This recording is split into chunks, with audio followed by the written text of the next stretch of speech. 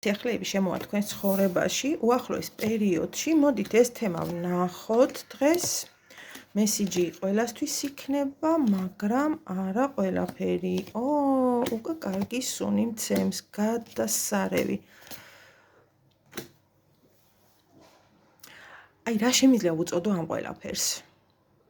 დამსახურებული ყურადღება, იღბალი, ფორტუნა, ბედი, გიღიმით, ისე და ისეთ სიურპრიზებს უნდა ელოდოთ, არ ვიცი, როგორიც არის მაგალითად მოულოდნელი მემკვიდრეობა, ქორწინების შეთავაზება, ბინის ყიდვა, საოცნებო მანქანა, გაფორმება, გადაფორმება, მოულოდნელი ფინანსური ბონუსი, კარიერული დაწინაურება, აღიარება საზოგადოებაში ავტორიტეტის გაზრდის ხარჯზე. დამთავრდა დაბრკოლებები, შიშებით, კომპლექსებით გაჯერებული.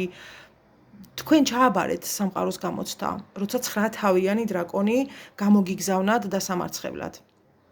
ვიტყოდი, რომ სრულებით გაიარეთ ტრანსფორმაცია. ვერ ამინდა, ვეღარაფერი, ვეღარ გატკენთ ვერც გულს და ვერაფერს. რადგან გაძლიერდით.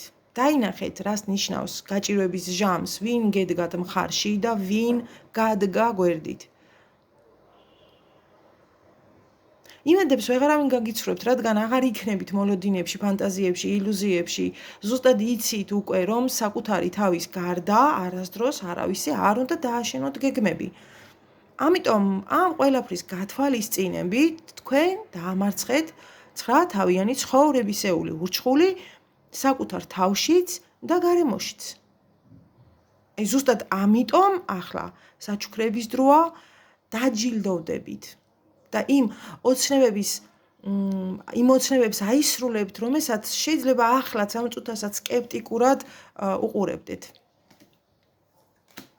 დავამატოთ კიდევ რამე თუ გვაქვს.